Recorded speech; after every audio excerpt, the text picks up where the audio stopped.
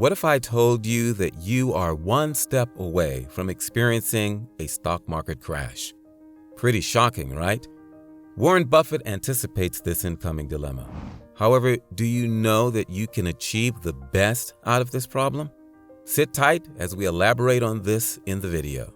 To start, Warren Buffett does not exclude the risk of a stock market crash and depression, as he acknowledges it as a severe crisis that cannot be undermined.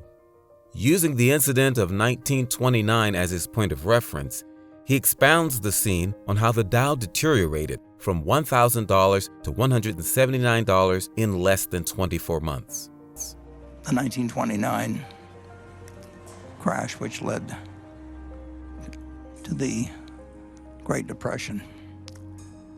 And here,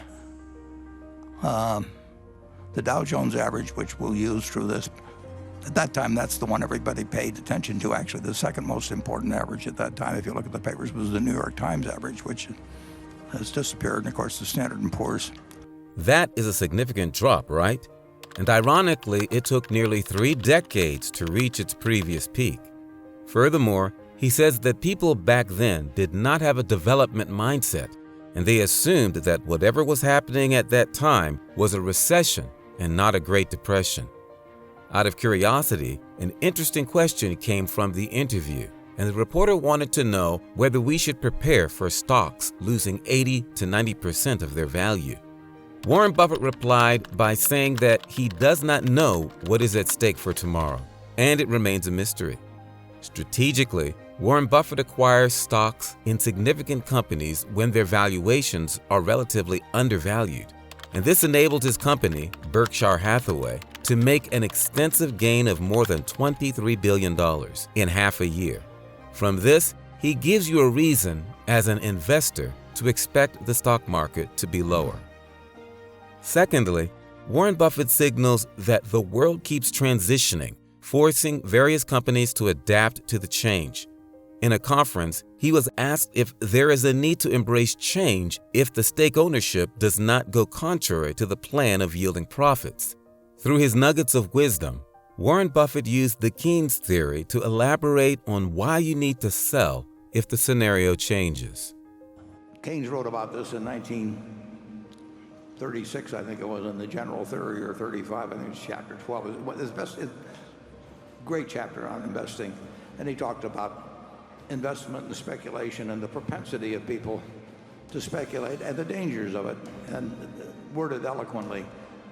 There's always the possibility of, there's always some speculation, obviously, and there's always some value investors and all of that sort of thing in the market, but when speculation gets rampant and when you're getting what I guess Charlie would call social proof.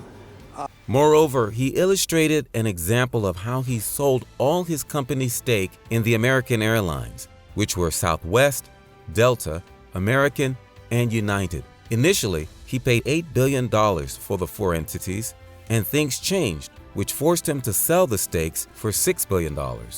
Boldly, his slogan is rotated on taking full measures and not compromising any situation if he changes his mind. In support of this move, he saw it better to take the loss of $2 billion like a grown-up rather than trimming the solution and incurring more costs. The core reason for this move was that there were numerous bailouts by the government in the form of loans, which would force him to go deeper into his pockets and use the earnings to clear up debts. In addition, he witnessed people being advised not to fly, and all this created a toxic environment for him as the shareholder, forcing him to find an exit plan. Having thought about this, what is the need to buy a business only to be slapped with losses to the point you are bankrupt? It does not make sense, does it? You would rather sell the company entirely at a loss and dodge a bullet and use that money in venturing into a productive business that will return the money you lost. Generally, this was a win-win case for Warren Buffett, and it can be a win-win case for you if you don't resist change. The third warning that Warren Buffett brings to your concern is that there will be recurrent scenes of the stock market crash due to the possible pandemic in the future. He exclaimed that recovery from COVID-19 is not the only loophole that will prevent market crashes, as we should prepare for more market crashes in the future.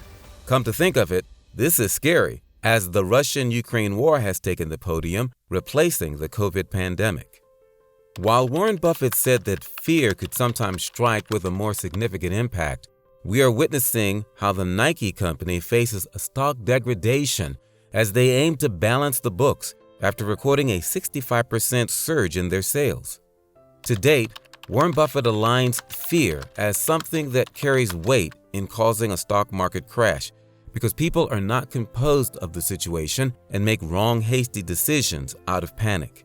Likewise, he remarked that he and his wingman, Charlie Munger, have never been scared financially because they have been able to navigate through the ups and downs for such a long time. In conclusion, we shouldn't underestimate the power of fear in causing a potential market rapture, and sometimes you should get rid of the fear to win in the market. Stock markets. That's a very tough problem. Some people can control their emotions and other people cannot control their emotions. And unless you can control your emotions, you're probably not going to do very well in the stock market. I happen to have a certain temperament that works pretty well, and that I don't get excited because other people get excited about things, and I don't get depressed because they get depressed. You have to be able to form an independent judgment and not let your emotions take control. But I think it's very hard to practice. It is hard for some people to practice. It's hard for many people to practice.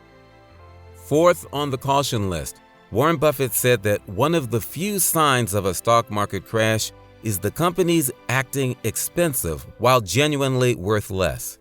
Companies will tend to bootstrap value into the business in preparation to retain their worth even when the markets decline. Similarly, the crash won't have a more significant effect because they secured numerous lump sum investments that can cover emergencies. In part of March 2020, Warren Buffett did not buy anything because of overpriced stocks, as he stated that none of the stocks were appealing and their prices were ridiculous. Generally, if you are unable to match the cost of investing in a specific business, don't be hard on yourself, but take time to scrutinize the absolute value of the company. We all want to spend where the guaranteed returns are at a fair price. Another alert drafted by Warren Buffett is that you should expect the unexpected to occur while referring to the stock market crash, and people should prepare for it. Ironically, he supported this statement in an interview with CNBC by saying that no one should place a bet against America. Broadly, this means the odds of winning in the market can go against you anytime, acknowledging the economic plunges the United States has faced in the past. He unveils that people are arrogant to think that they know it all, while, in the real sense, they are not on the radar of the consequences their egos carry. Furthermore, if the stock market crashes, they cannot find a substantive solution because they ruled out the ultimate worst. However, he is concerned that people have not yet learned from the recent pandemics to improve and do what is right, which signals why numerous people lose in such a crisis. Lastly, do you know that challenges can make you stronger? Warren Buffett emphasizes that the best time to borrow money is during the upcoming crisis. So, does Warren Buffett tell you to go for enormous loans? Practically, he is not concerned with high-cost credit card loans, but refers to going for loans with low interest rates.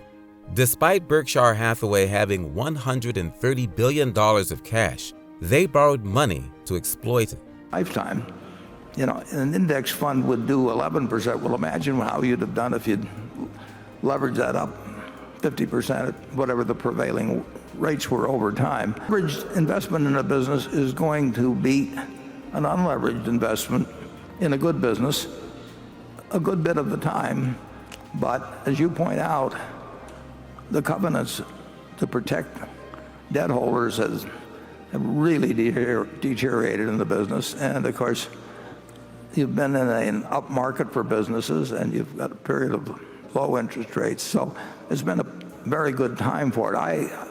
Regarding this, he narrated how there was a standstill in the credit market in March of 2020, but the Fed intervened with a rate and liquidity cut. Hence, they took advantage of the loosening to increase their financial base. Another case when Warren Buffett took advantage of the crisis was in 2008, when he made deals with blue-chip companies such as Dow Chemical, Bank of America, Mars, and Goldman Sachs.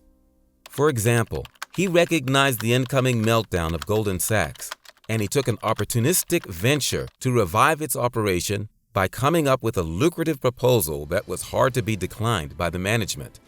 As a part of the deal, he received an additional 15 billion shares as a warranty. He used the same tactic to approach Mars and scooped a massive profit of $680 million. A pretty smart move, right?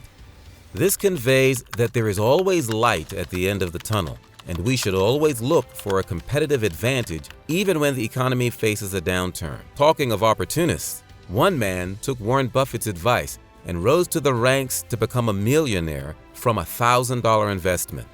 The late Russ Gremmel unlocked an optimistic move in the 1953 recession of the United States to elaborate a business plan. About corrections, you shouldn't own stocks. I mean, if you can't take your stock going down, it's going to go down sometime if you own a stock, so why worry about it? I mean, the point is to buy something that you like at a price you like and then hold it for 20 years. And you should not look at it day to day. If you bought a farm or apartment house, you wouldn't get a quote on it every day or every week or every month. So it's a terrible mistake to think of stocks as something that bob up and down, and you should pay attention to those bobs up and down. During the recession, he discovered that women would always buy makeup, and the demand for medicine was high. To aid this, he planned a long-term investment by buying $1,000 worth of Walgreens stock. Combining living a frugal life and sticking to his plan, his efforts paid off.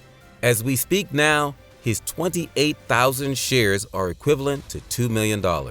All this was achieved after 70 years, thereby completing Warren Buffett's narrative of slow but steady wealth and building in the long term. With a potential stock market crash on the verge, do you resonate with Warren Buffett's idea and perception of the same?